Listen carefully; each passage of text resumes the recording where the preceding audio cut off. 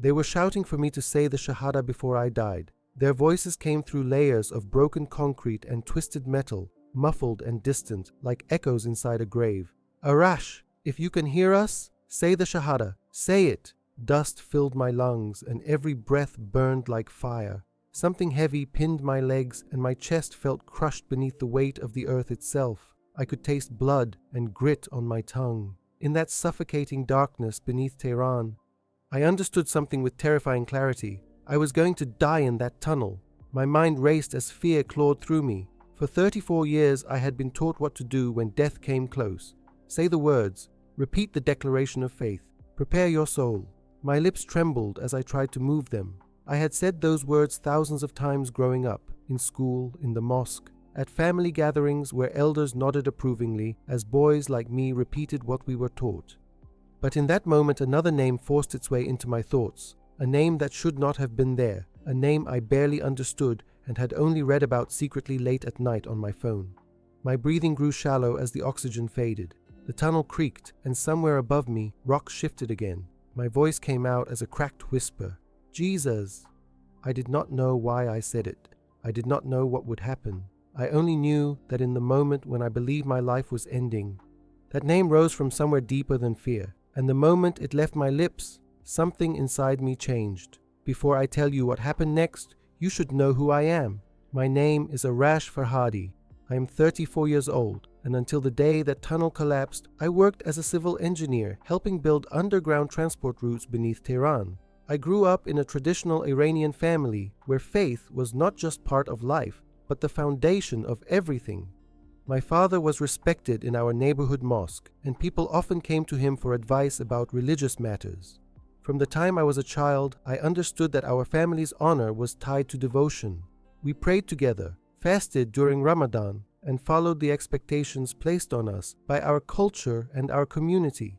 On the outside, I looked like the kind of son every religious father hoped for. I studied hard, stayed out of trouble, and respected the traditions I had been raised with. But inside me, something always felt unsettled. Even when I was young, there were quiet questions in my mind that I never dared to speak out loud. Questions about God, about forgiveness, about whether faith was meant to feel like fear. I pushed those thoughts away for years, because in the world I grew up in, questioning belief was dangerous. So I stayed silent and lived the life expected of me. Until the day everything collapsed and I found myself buried beneath thousands of tons of concrete, with only minutes left to breathe. If stories like this matter to you, if hearing how God meets people in the darkest places gives you hope, I would ask you to support this channel by subscribing, liking this video, and sharing it with someone who might need encouragement today, because there are many stories like mine that never get told. And sometimes a single testimony can open a door in someone's heart that fear has kept closed for years. Mine certainly did. And to understand why the name of Jesus came to my lips in that dying moment beneath the earth, you need to understand the life I lived before the tunnel collapsed. The life of a boy growing up in Tehran who learned very early that some questions were safer left unspoken. I grew up in a crowded neighborhood in southern Tehran where the buildings stood close together and the sounds of daily life drifted through open windows from morning until late at night. The call to prayer echoed across the rooftops 5 times a day, and for most families around us, faith was woven into everything from the food we ate to the way we greeted our neighbors. My father believed deeply that a man's character was proven by his obedience to God. In our home, religion was treated with seriousness and discipline. When I was a boy, he would wake me before sunrise for prayer, his voice firm but calm as he knocked on my bedroom door. "Arash, get up, it is time." I remember rubbing the sleep from my eyes and following him to the small rug in the living room while the sky outside was still dark. As a child, I did not question why we did these things. I only knew that my father expected them and that pleasing him mattered to me. At school, we memorized verses and learned the stories we were told were the foundation of our faith. The teachers praised students who recited perfectly and corrected those who hesitated. I was good at memorizing. Words stayed in my mind easily, so adults often complimented me and said I would grow into a strong man of belief one day. But memorizing words is different from understanding them. Sometimes, while repeating verses, I would quietly wonder what they truly meant. And those thoughts made me uncomfortable because they felt like something I should hide. One afternoon, when I was about 12 years old, I made the mistake of speaking one of those thoughts out loud. My father and I were walking home from the mosque when I asked him a question that had been circling in my mind for weeks. "Baba," I said carefully, "how do we know when God forgives us?" He stopped walking and looked at me with surprise, as if the question itself was unusual. For a moment, neither of us spoke. Then he placed a firm hand on my shoulder and said something I would remember for many years. "Faith is not built on questioning, Arash. It is built on obedience." His tone was not cruel, but it carried weight. I nodded quickly, because disappointing him felt worse than not understanding. From that day forward, I learned to keep my questions quiet. Around that same time, a friend of mine named Reza lived in the apartment above ours. We played football in the narrow alley and sometimes talked about school while sitting on the steps between our buildings. One evening, he whispered something that startled me. "Do you ever feel like people are more afraid of God than they are close to Him?" I remember looking around nervously before answering, "You should not say things like that." A few days later, his father discovered that he had been voicing doubts. I never saw exactly what happened behind their closed door, but the shouting and the sound of anger traveled through the thin walls of the building. After that, Reza stopped coming outside to play and kept to himself. That moment taught me something powerful without anyone needing to explain it. Some thoughts were safer if they stayed inside your head. So I grew older, doing exactly what everyone expected. I studied engineering, worked hard, and continued the practices that had always been part of my life. So on the outside, nothing about me suggested uncertainty, but deep inside there remained a quiet restlessness that I did not know how to describe, a sense that somewhere beyond the routines I had followed since childhood, there might be something more that I had not yet discovered.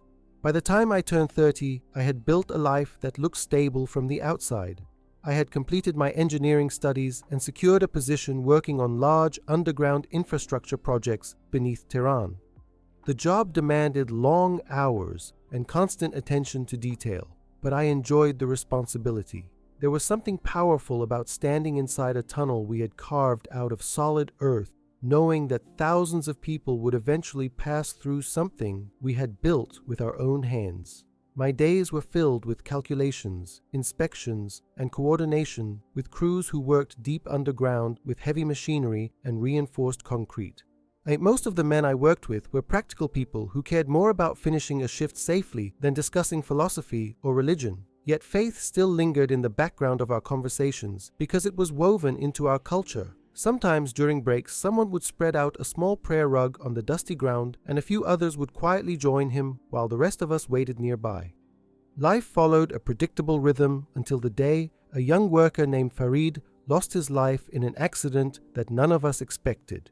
It happened during a routine reinforcement stage when part of a wall gave way without warning. The collapse was not large, but it was enough to trap him beneath falling debris.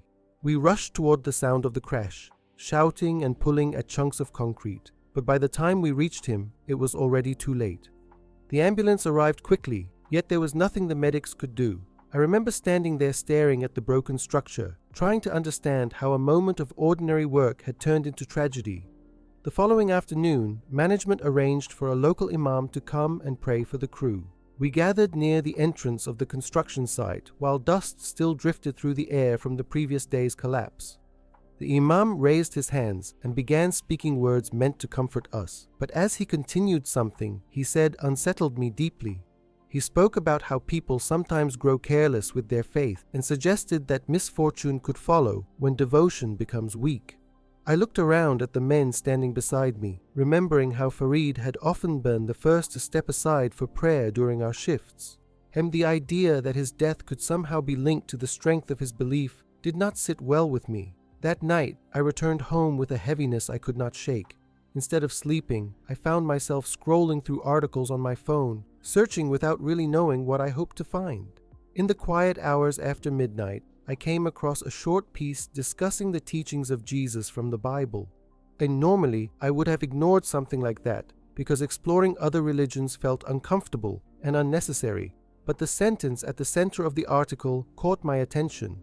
It quoted Jesus saying, "Come to me, all you who are weary and burdened, and I will give you rest." I read that line several times in the dim light of my apartment. The word rest lingered in my mind because faith had never felt like rest to me. It had always felt like responsibility, expectation, and sometimes even fear of doing something wrong.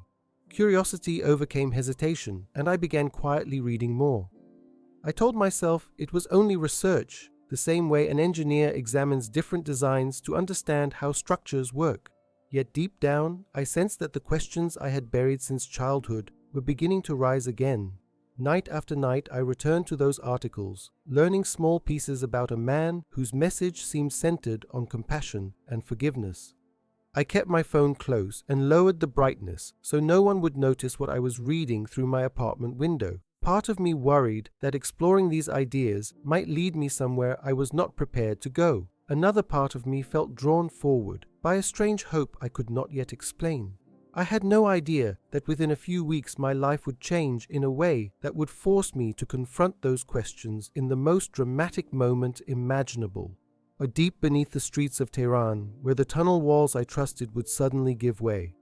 The morning the tunnel collapsed began like dozens of other workdays I had lived through during my years as an engineer.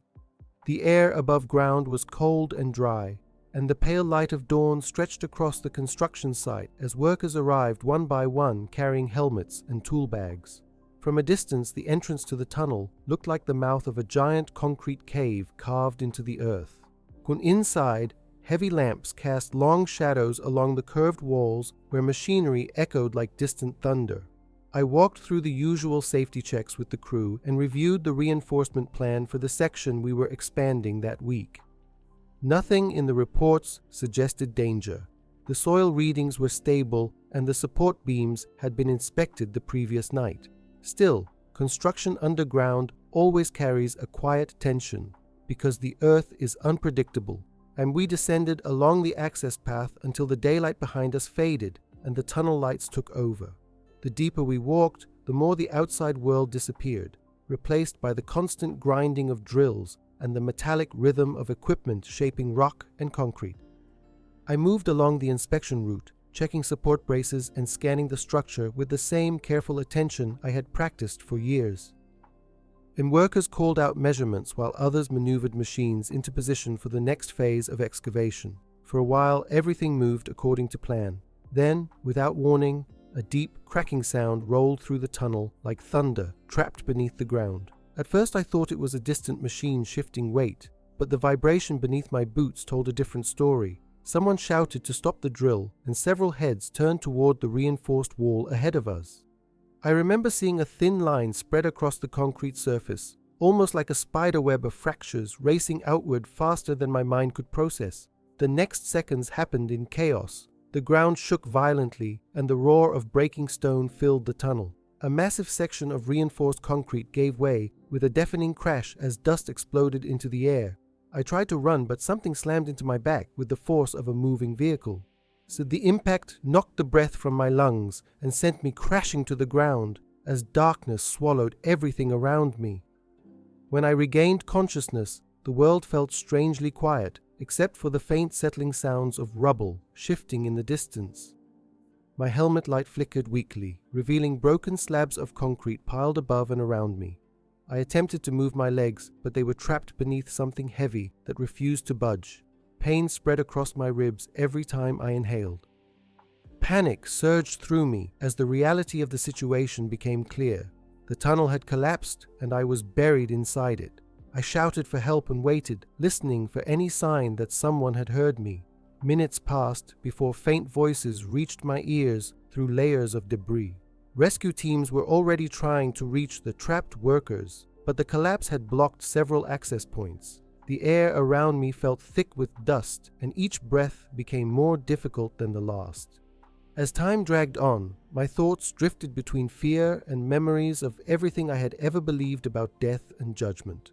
I tried to recite prayers the way I had been taught since childhood, yet my mind felt scattered and weak. Somewhere in that suffocating darkness, another memory surfaced, a line I had read weeks earlier while scrolling through my phone late at night. It was a sentence attributed to Jesus that spoke about giving rest to those who were weary and burdened. I did not know why those words appeared in that moment when my life seemed to be slipping away, but desperation has a way of reaching beyond the boundaries we set for ourselves. My throat burned as I forced out a quiet whisper into the darkness around me. I said that if Jesus was real and could somehow hear a man trapped beneath the earth, then I needed help because I could not save myself. The tunnel fell silent again after that fragile prayer, and the edges of my vision began to fade as the little oxygen left in the pocket of air around me slowly disappeared. At first I believed I was simply losing consciousness. The darkness pressing around me felt thicker than before, and my breathing had become shallow and uneven. Every inhale scraped against my lungs like sandpaper, and the pain in my chest pulsed with each weak heartbeat. I remember thinking that this must be what dying feels like, a slow fading where the body surrenders piece by piece until nothing remains but silence. The tunnel around me had grown completely still. Even the distant sounds of rescue crews had disappeared behind the weight of concrete and earth that separated us. My helmet light flickered once more and then went out, leaving me alone in a darkness so deep it felt almost physical. I closed my eyes because keeping them open made no difference anymore. That was when something unexpected happened. The blackness around me began to soften, not suddenly like a switch being flipped, but gradually, the way the horizon brightens before sunrise. At first I thought my mind was imagining things in its final moments. Yet the glow continued growing until a gentle light filled the narrow space where I lay trapped. It was not harsh like the floodlights we used on construction sites. This light was warm and calm, almost comforting, and it pushed back the suffocating darkness that had surrounded me. I forced my eyes open wider, and through the haze of dust, I saw a figure standing a few steps away from where my body was pinned beneath the rubble. I could not fully understand how someone could be standing inside that crushed tunnel chamber, yet the sight did not frighten me the way it should have. The man's presence carried a quiet peace that seemed to calm the panic I had felt only moments earlier. His face was difficult to see clearly because the light around him was so bright, but I remember the expression in his eyes. They held a compassion so deep it felt as if he understood every fear and regret I had ever carried in my life. For a moment I wondered if my mind was simply creating an image to comfort itself as death approached. But then he spoke. The voice was gentle and steady. Yet it echoed inside me more clearly than any sound I had heard all day. He said only a few words, but they pierced through my fear like sunlight breaking through clouds. He told me that I was not abandoned. Hearing those words caused something inside me to break open. Tears rolled down my face, cutting small paths through the dust covering my skin. I had spent my entire life trying to prove that I was faithful enough, obedient enough, worthy enough to stand before God without shame. And yet in that moment, none of those expectations seemed to matter. All I felt was a wave of peace washing over me, stronger than the pain in my ribs or the crushing weight of the concrete trapping my legs. I whispered an apology without even knowing exactly what I was apologizing for. It was as if every mistake, every hidden doubt, every fear from my past had risen to the surface all at once. The man stepped closer, and the warmth of the light around him grew brighter. I wanted to ask who he was, but the answer already seemed to rest quietly in my heart. Before I could speak again, the light expanded until it filled the entire space around me, and then suddenly everything disappeared. The next sound I heard was the distant clatter of tools and the urgent voices of rescuers calling my name. When I opened my eyes again, bright hospital lights hung above my bed and machines beeped softly beside me. A nurse noticed that I was awake and leaned over with a relieved smile. She told me the rescue team had finally broken through the collapsed section of the tunnel and pulled me out just before my air pocket gave out. According to the doctors, it was a miracle that I had survived. As I lay there listening to her explanation, one thought kept returning to my mind with quiet certainty. The peace I had felt in that tunnel had not been a dream created by a dying brain. Somewhere in that darkness, I had encountered a presence that knew me completely and still chose to comfort me. And the only name that made sense of that moment was the name I had whispered when I thought my life was ending. Jesus. When I was released from the hospital, my body was still weak and stiff from the injuries I had suffered in the collapse. Broken ribs make even simple movements feel like work, and for several weeks I could not return to the construction site. So my days became quiet and slow in a way I was not used to. Normally, my life had been filled with schedules, engineering plans, and the constant noise of machinery underground. Now I spent long hours alone in my apartment, listening to the distant traffic of Tehran through the window and trying to make sense of what had happened to me inside that tunnel. The doctors explained the survival in practical terms, talking about the angle of the fallen beams and the small pocket of air that had remained between slabs of concrete. Their explanations made sense from an engineering perspective, yet none of them addressed the experience that had changed me the most. I could still remember the warmth of the light and the calm voice telling me I was not abandoned. That memory returned again and again during the quiet nights when sleep refused to come. Eventually, curiosity pushed me back to the place where my questions had first begun, the small glowing screen of my phone. One evening, I opened the application store and hesitated for a long moment before typing 2 simple words into the search bar: Bible app. My finger hovered over the download button while a wave of nervousness moved through me. Also, exploring something connected to another faith felt strange after growing up in a household where religious identity was treated with great seriousness. But the memory of the tunnel pushed me forward and I tapped the screen. Within seconds, the application appeared on my phone.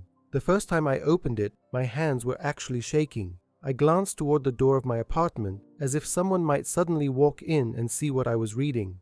Of course, I lived alone, as yet years of caution made secrecy feel necessary. I began with the passages that spoke about Jesus, slowly reading stories about a man who walked among ordinary people, offering forgiveness and compassion. The words felt simple yet powerful. One night, I came across a verse that said, God loved the world so much that he gave his Son, so that anyone who believed in him would not perish but have eternal life. I stared at that sentence for several minutes, letting its meaning sink in. The idea of a God motivated by love instead of constant judgment was unfamiliar territory for my mind. As the days passed, my curiosity grew stronger. I started listening to sermons online using small headphones so the sound would not carry beyond my apartment walls. Sometimes the speakers talked about grace, a word that kept appearing in ways that surprised me. Grace meant receiving forgiveness, not because you had earned it, but because it was freely given. As that concept stirred something deep inside my heart.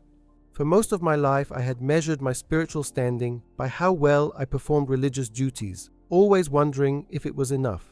Hearing about grace felt like discovering fresh air after years in a closed room. Yet alongside that sense of hope came a growing awareness of what following this path might cost me.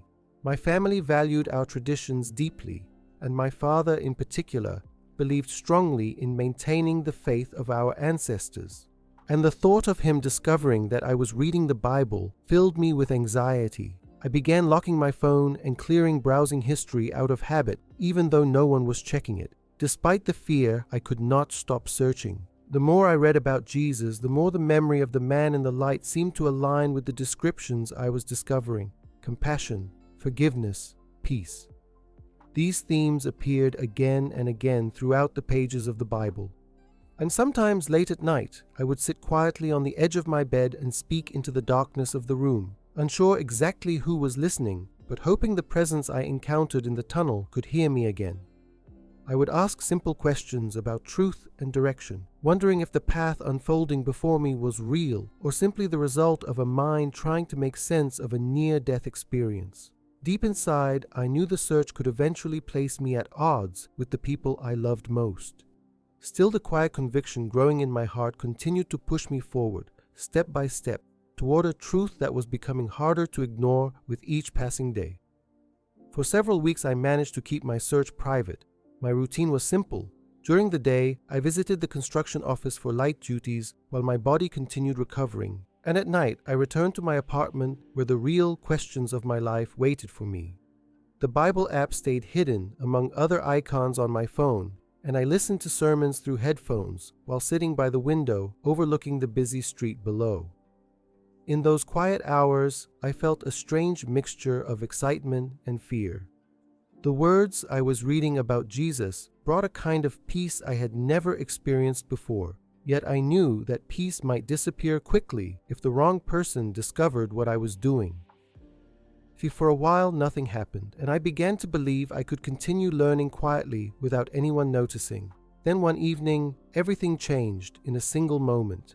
I had gone to my parents' apartment for dinner, something I tried to do at least once every week. My mother had prepared rice and stew, and the familiar smell filled the small kitchen as we sat together around the table. My younger brother was there as well, so talking about his work and occasionally joking about how slowly I was recovering from the accident. The conversation felt normal and comfortable, the kind of family evening I had experienced many times growing up. At one point, my brother asked if he could borrow my phone to check the score of a football match because his battery had died. Without thinking, I handed it to him and continued eating. Only a few seconds passed before the atmosphere in the room shifted. So I looked up and saw his expression change from casual curiosity to confusion, and then to something closer to alarm. He turned the phone toward me with the screen still open. The Bible app was visible in the center of the display. For a moment, nobody spoke. The sound of traffic from the street below drifted through the open window while my father studied the screen carefully. My brother broke the silence first. He asked why I had an application like that on my phone. His voice was not loud, yet the tension behind the question made my stomach tighten. I tried to answer calmly, explaining that I had been reading about different beliefs after the accident because the experience had made me think about spiritual things more deeply. My explanation did not ease their concern. My father placed his hand on the table and looked at me with a seriousness I recognized from my childhood. He reminded me that our family had always respected the traditions we were raised with, and that exploring other faiths could lead to confusion. My mother grew quiet, and I could see worry in her eyes as she listened. My brother shook his head in disbelief, saying he did not understand why I would risk bringing unnecessary trouble into our lives by reading something so different from what we had always believed. The discussion quickly became emotional. My father asked whether the accident had affected my thinking more than the doctors realized. An uncle who lived nearby was called and joined us later that evening, repeating similar warnings about reputation and community expectations. As the voices around the table grew louder, I felt torn between two powerful loyalties. On one side stood the people who had raised me and shaped my life since childhood. On the other side stood the quiet conviction growing inside my heart, and the memory of the man in the light and the peace that followed me home from that tunnel. I wanted desperately to keep both worlds together, but deep down, I sensed that the path I had started walking might eventually force me to choose between them. The days after that dinner felt heavy with tension. My father asked me to visit him again the following week because he believed the situation needed to be addressed properly before rumors began spreading among relatives or neighbors. I understood what he meant. In our culture, family reputation carries great weight, and anything that looks unusual or controversial can quickly become the center of attention. When I arrived at his apartment that evening, the mood was serious. My mother greeted me politely, but her smile was strained, and my brother sat quietly near the window, scrolling through his phone. So after a few minutes, my father told me we were going to walk to the mosque because he had arranged a meeting with a local imam he respected. The air outside was cool as we walked through the narrow streets toward the building where I had prayed countless times during my childhood. I could feel my heart beating faster with every step. Part of me wondered if I should simply reassure them that I had lost interest in reading about Christianity and return to the familiar life everyone expected. And that would have been the easiest path. Yet every time that thought appeared, another memory rose just as strongly, the calm voice in the tunnel telling me I was not abandoned. By the time we reached the mosque, I knew that pretending nothing had changed inside me would feel dishonest. The imam welcomed us into a small office behind the main prayer hall. Shelves of religious books lined the walls, and the scent of old paper filled the room. He greeted me kindly and invited us to sit. For a few minutes, the conversation focused on my recovery from the accident and how fortunate I was to have survived. Then my father explained the reason for our visit. The Imam listened carefully while I sat in silence, my hands folded together as if I were waiting for a verdict. After my father finished speaking, the Imam turned his attention toward me with a calm expression. He said that sometimes a traumatic event can cause people to question things they previously accepted without difficulty. He assured me that confusion after a near-death experience was understandable. His advice was simple. All I needed to do was reaffirm my faith and focus on the practices I had followed since childhood. He suggested that reading materials from other religions could lead me away from the stability my family valued. While he spoke, I respected his sincerity, yet inside my mind another conversation was taking place. I kept seeing the tunnel again, the darkness pressing in and the light that followed my desperate whisper for help. Finally, the Imam paused and asked whether I was willing to repeat the declaration of faith once more to show my commitment. The room became completely quiet. My father watched me carefully, and I could see hope in his eyes that this moment would restore everything to the way it had been before the accident. I took a slow breath and tried to choose my words with honesty and respect. I explained that the experience beneath the collapsed tunnel had changed something deep inside me. I told them about the peace I felt when I called on Jesus and the way the teachings I had been reading afterward seemed to match that moment of compassion and comfort. My voice trembled because I knew what my answer meant for the future of my relationships with them. And I said that I could not ignore what I had experienced, and that I believed the presence who met me in that darkness was real. The Imam listened quietly, but his expression grew serious. My father lowered his gaze, and for a moment none of us spoke. I understood then that the path unfolding before me might separate me from people I loved. Yet strangely, the fear that once controlled my faith had been replaced by a calm determination. Whatever consequences followed, I knew I could not turn away from the truth that had found me when I thought my life was ending beneath the earth. The weeks that followed that meeting were some of the most difficult I had ever experienced. My father and I spoke less often, and when we did, our conversations were cautious and short, as if both of us were trying to avoid words that might reopen the painful disagreement between us. My mother still called occasionally to ask how my health was improving, but I could hear the worry in her voice whenever the subject of faith came near the surface. For the first time in my life, I felt a quiet distance growing between me and the people who had shaped my childhood. It was not hatred or anger that created that distance, but uncertainty and fear about where my decisions might lead. At work, I also noticed subtle changes. Some colleagues had heard about the tunnel collapse and the strange way I spoke about surviving it. Yes, and a few began watching me with curiosity, as if they were trying to understand what had changed in me since the accident. During those days, I often wondered whether following the path opening before me would eventually cost me every familiar connection in my life. Yet alongside the loneliness, another experience was unfolding that slowly filled the empty spaces with something new. Through one of the online messages I had sent while searching for information about Christianity, I received a reply from someone who lived not far from my neighborhood. The message was simple and cautious, asking whether I would like to meet a few people who gathered quietly to read the Bible and pray together. At first, I hesitated because the idea of attending a gathering like that felt risky, but curiosity and hope eventually overcame my hesitation. To one evening after sunset, I followed the directions they had given me and arrived at a small apartment building on a quiet street. My heart beat quickly as I climbed the stairs because I had no idea what to expect. When the door opened, a man about my age greeted me with a warm smile and invited me inside. The room was simple, furnished with a few chairs and a low table where tea had been prepared. About 8 people were already there, men and women speaking softly while pages of Bibles rested in their hands. They welcomed me with kindness that felt genuine rather than forced. No one asked me to prove anything about my beliefs or demanded explanations about my past.